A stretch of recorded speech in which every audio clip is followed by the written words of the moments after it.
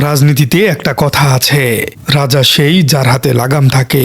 নিম্নকক্ষের ফলাফলে বিএনপি সরকার গঠন করেছে, মন্ত্রিপরিষদ এখন তাদের। কিন্তু রাষ্ট্রের আসল লাগাম বা নিয়ন্ত্রণ কি পুরোপুরি তাদের হাতে চলে গেছে? উত্তর হলো না।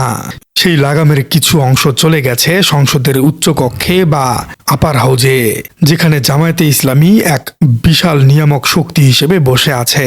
পিআর বা সংখ্যানুপাতিক পদ্ধতির কারণে উচ্চকক্ষের ১০০ আসনের মধ্যে জামাত জোট পেয়েছে প্রায় ৪৪টি আসন, যেখানে বিএনপি পেয়েছে ৪৭টি, ব্যবধান মাত্র ৩টির। এই সামান্য ব্যবধানই জামাতকে দিয়েছে এক অসামান্য ক্ষমতা।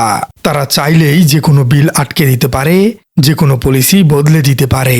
আজকের পর্বে আমরা বিশ্লেষণ করার চেষ্টা করব উচ্চকক্ষে জামাত যেভাবে সবকিছুকে নিয়ন্ত্রণ করবে, এবং দেখব কিভাবে তাদের হেভিওয়েট নেতারা বা থিঙ্ক ট্যাঙ্ক উচ্চকক্ষে বসে সরকারকে কার্যত কিছুটা পুতুলের মতো নাচাতে পারে, এবং বিশ্ব রাজনীতির ইতিহাসে এমন হ্যাং পার্লামেন্ট বা ঝুলন্ত উচ্চকক্ষ কিভাবে সরকার পতনের কারণ হয়ে দাঁড়ায়। ক্ষমতা নিয়ন্ত্রণের প্রথম ধাপ হলো আইন প্রণয়ন।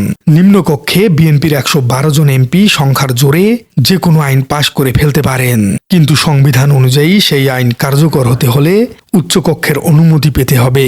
এখানেই জামাত তাদের ভেটো পাওয়ার প্রয়োগ করবে। জামাতের ৪৪ জন সদস্য যদি বলেন না, তবে বিএনপির ৪৭ জন সদস্যের পক্ষে সেই বিল পাশ করা অসম্ভব হবে, কারণ বিল পাশ করতে প্রয়োজন হয় ৫১ জন সদস্যের সমর্থন। বিএনপিকে তখন তাকিয়ে থাকতে হবে জামাতের দিকে অথবা সেই অন্যান্য ছোট দলগুলোর দিকে। জামাত তখন হয়তো সেই বিলের সাথে অন্য কিছু শর্ত জুড়ে দিবে, এবং সরকার সেই শর্তগুলো সহ সেই বিলটিকে পাশ করতে বাধ্য হবে। অর্থাৎ আইনটি বিএনপির নামে পাশ হলেও তার ভেতরের কন্টেন্ট বা বিষয়বস্তু নির্ধারণ করবে জামাত। একেই বলে লেজিসলেটিভ কন্ট্রোল।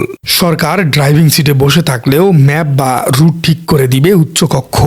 উচ্চকক্ষ হলো মেধার জায়গা। এখানে যারা যান তারা এলাকার রাস্তাঘাট নিয়ে ভাবেন না, তারা ভাবেন রাষ্ট্র নিয়ে। জামাত তাদের দলের সবচেয়ে চৌকস, শিক্ষিত এবং আন্তর্জাতিক মানের নেতাদের এই উচ্চকক্ষে পাঠাচ্ছে।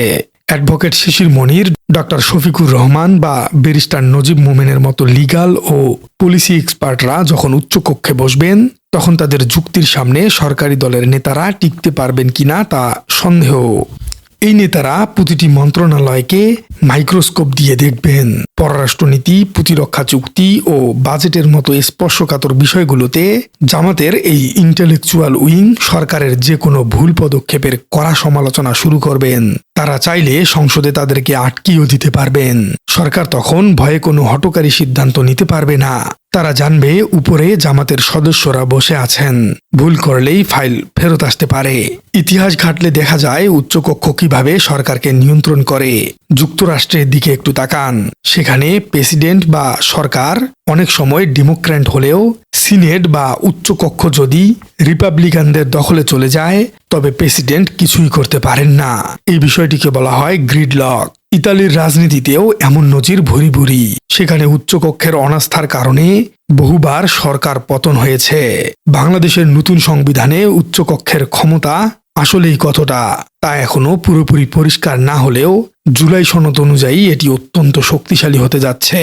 জামাত যদি মনে করে সরকার জনস্বার্থ বিরোধী কাজ করছে, তবে তারা উচ্চকক্ষে অনাস্থা প্রস্তাব আনতে পারে বা বাজেট আটকে দিতে পারে।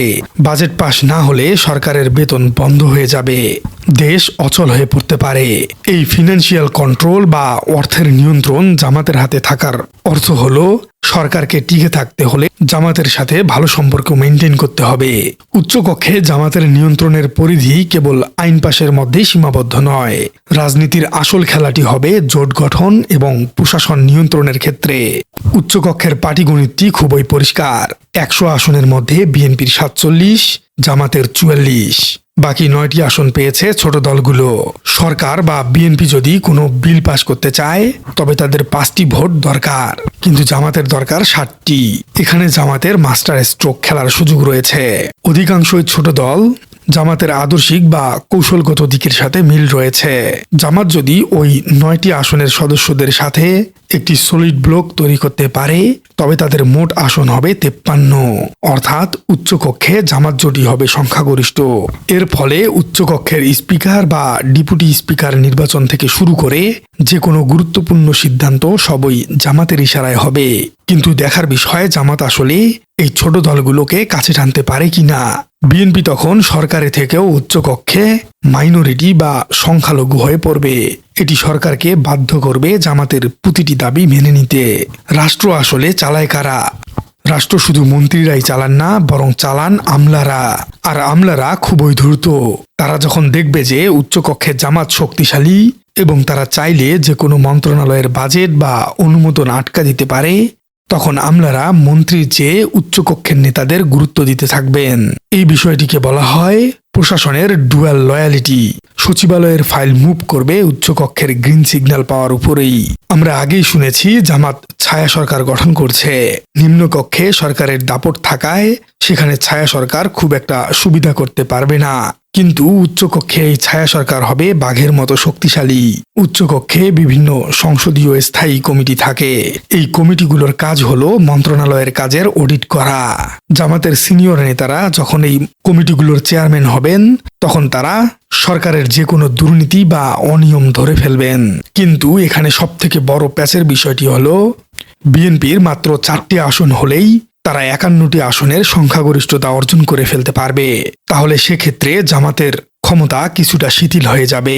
জুলাই সনদের বা নতুন সংবিধানের রূপরেখা অনুযায়ী যে কোনো আন্তর্জাতিক চুক্তি, যেমন ভারতের সাথে ট্রানজিট বা চীনের সাথে ঋণ চুক্তি, এগুলো করতে হলেও উচ্চকক্ষের অনুমোদন বা রেটিফিকেশন লাগবে। এটি জামাতের হাতে থাকা সবচেয়ে বড় স্ট্র্যাটেজিক উইপন। সরকার যদি এমন কোনো দেশের সাথে চুক্তি করে যা জাতীয় স্বার্থের পরিপন্থী মনে হয়, তবে জামাত উচ্চকক্ষে তা সরাসরি বাতিল করে দিতে পারবে। এর ফলে বিদেশিরাও বুঝতে পারবে বাংলাদেশে বিনিয়োগ বা চুক্তি করতে হলে শুধু সরকারের সাথে কথা বললে হবে না, উচ্চকক্ষের বা জামাতের সাথেও সমঝোতা করতে হবে। এটি জামাতকে আন্তর্জাতিক অঙ্গনে একটি ম্যাচিউরড এবং ডিসাইসিভ শক্তি হিসেবে প্রতিষ্ঠিত করবে। উপরের আলোচনা থেকে এটি পরিষ্কার, আগামী দিনে বাংলাদেশের রাজনীতির সেন্টার অব গ্র্যাভিটি হতে যাচ্ছে উচ্চকক্ষে। নিম্নকক্ষে বিএনপি হয়তো সংখ্যার জোরে সরকার গঠন করে ফেলেছে, কিন্তু রাষ্ট্র পরিচালনার চাবিকাঠি বা মাস্টার কি আসলে উচ্চকক্ষেই থাকবে। বিল পাস, বাজেট অনুমোদন, প্রশাসনের নিয়ন্ত্রণ, আন্তর্জাতিক চুক্তি, সব ক্ষেত্রেই জামাতের এমপিরা অনেক বড় ভূমিকা পালন করতে পারবেন। এটি এক অর্থে ইতিবাচক, কারণ এর ফলে কোনো স্বৈরাচার তৈরি হবে না। আর অন্য অর্থে এটি সরকারের জন্য একটি বড় চ্যালেঞ্জ। তবে দিন শেষে উচ্চকক্ষে জামাতের এই নিয়ন্ত্রণই হবে বাংলাদেশের গণতান্ত্রিক ভারসাম্য রক্ষার প্রধান কবচ। প্রিয় দর্শক, আপনি কি মনে করছেন? উচ্চকক্ষে জামাতের এই ক্ষমতা কি দেশের জন্য ভালো হবে? জামাত কি পারবে অন্যান্য ছোট দলগুলোকে নিয়ে উচ্চকক্ষে সংখ্যাগরিষ্ঠতা অর্জন করতে? কমেন্টে জানিয়ে দিন আপনার মূল্যবান মতামত। আর আপনার রাজনীতি চ্যানেলটি নতুন হয়ে থাকলে চ্যানেলটি সাবস্ক্রাইব করার অনুরোধ থাকলো। দেখা হচ্ছে পরবর্তী কোনো ভিডিওতে।